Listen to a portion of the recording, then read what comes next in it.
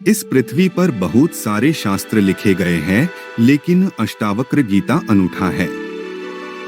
वेद और उपनिषद भी इसके सामने कमजोर लगते हैं।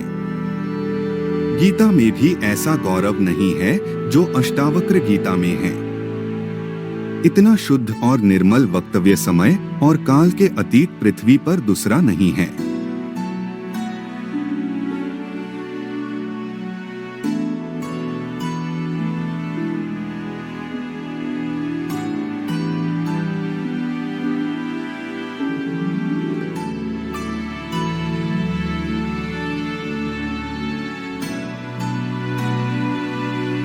एक दिन ऐसा हुआ कि महर्षि कहोड़ वेद के किसी मंत्र का उच्चारण बता रहे थे।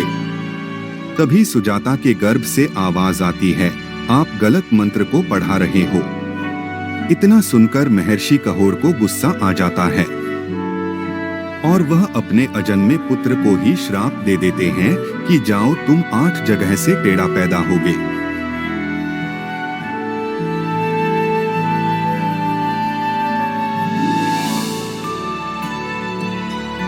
युग बीते पर सत्य न बीता, सब हारा पर सत्य न हारा।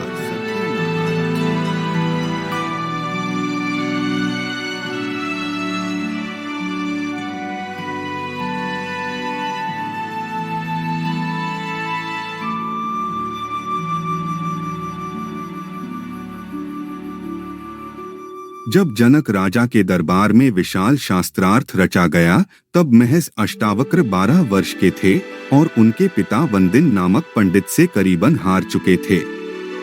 जनक राजा ने विजेता को बहुत बड़ा इनाम रखा था। जब अष्टावक्र अचानक से दरबार में पहुंचे तो सब पंडित उसका 8 अंगों से टेढ़ा मेढ़ा शरीर देख के हंसने लगे। अष्टावक्र भी हंसने लगा तो राजा ने कहा, तू क्यों हंस रहा है? तो उसने कहा, मैं इसलिए हंस रहा हूँ कि इन चमारों की सभा में सत्य का निर्णय कैसे हो रहा है। पूरे दरबार में ये सुन के सन्नाटा छा गया। सम्राट ने पूछा, तेरा मतलब? उसने कहा, इनको सिर्फ मेरी चमड़ी ही दिखाई पड़ती है, मैं दिखाई नहीं पड़ता। राजा जनक काफी प्रभावित थे ये सुन के।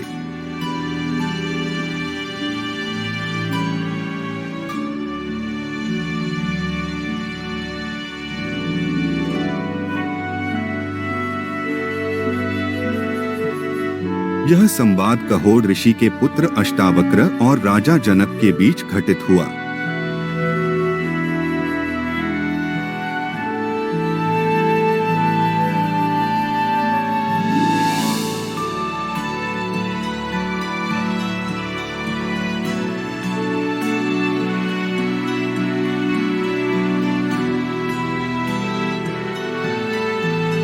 अष्टावक्र जी की उपदेश से जनक जी को आत्मा का साक्षात्कार हुआ। तब राजा जनक जी अपने चैतन्य स्वरूप बोध को प्रकट करके कहते हैं कि पूर्व जन्मों में बहुत बार तुम्हारे राज्य, पुत्र, स्त्री, शरीर और सुखों का तुम्हारी आसक्ति होने पर भी नाश हो चुका है।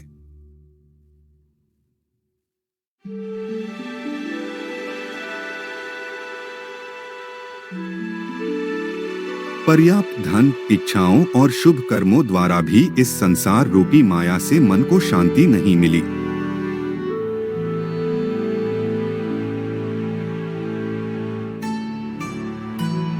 कितने जन्मों में शरीर, मन और वाणी से दुहक के कारण कर्मों को तुमने नहीं किया। अब उनसे उपर्त विरक्त हो जाओ।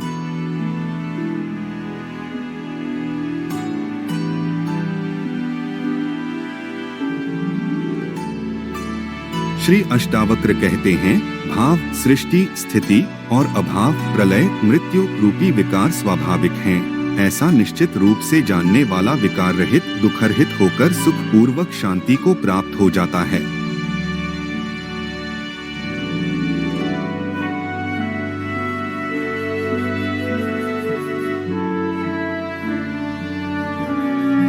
ईश्वर सबका सृष्टा है, कोई अन्य नहीं। ऐसा निश्चित रूप से जानने वाले की सभी आंतरिक इच्छाओं का नाश हो जाता है। वह शांत पुरुष सर्वत्र आसक्ति रहित हो जाता है।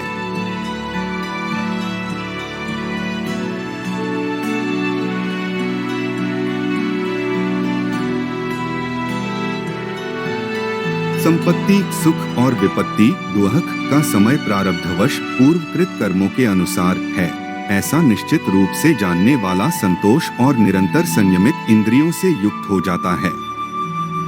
वह न इच्छा करता है और न शोक।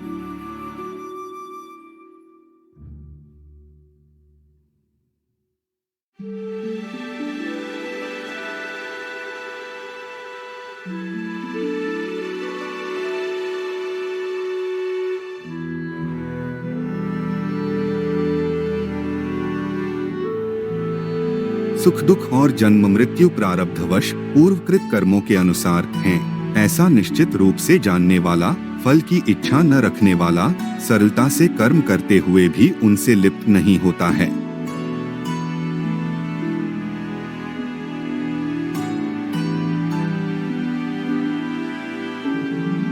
चिंता से ही दुहक उत्पन्न होते हैं, किसी अन्य कारण से नहीं, ऐसा निश्चित रूप से जानने वाला चिंता से रहित होकर सुखी, शांत और सभी इच्छाओं से मुक्त हो जाता है।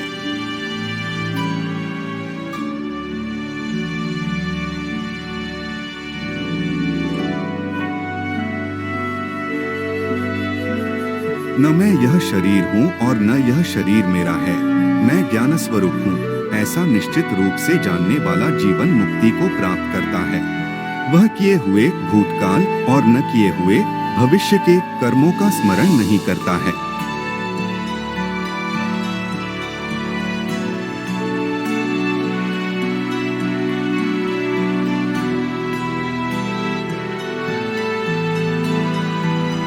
तृण से लेकर ब्रह्मा तक सब कुछ मैं ही हूँ, ऐसा निश्चित रूप से जानने वाला विकल्प, कामना रहित, पवित्र, शांत और प्राप्त से आसक्ति रहित हो जाता है।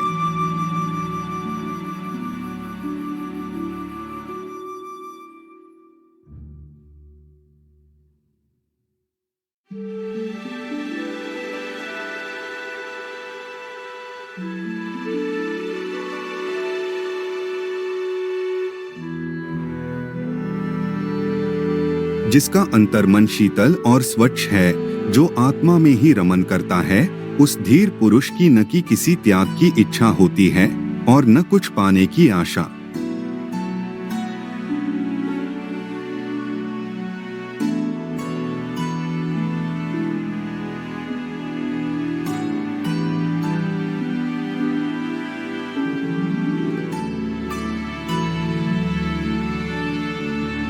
हर बूढ़े को एक न एक दिन अगर वो सच में जीवन को जरा भी देखने में सफल हो पाया है, तो यह बात आश्चर्य से भरती है कि मैं कैसे कैसे चीजों के पीछे भागा।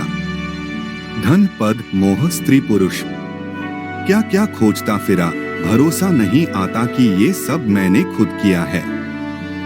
अब तुम चकित होकर सोचते हो कि कितना मूर्ख था मैं, कितना अज्ञानी था मैं कि मैंने पूरी जिंदगी मूल्यहीन चीजों के पीछे दौड़ने में लगा दी।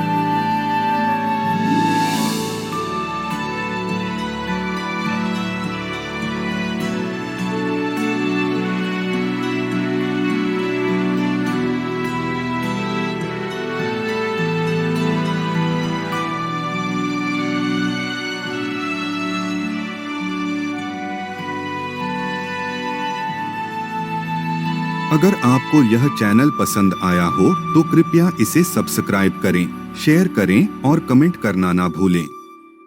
धन्यवाद।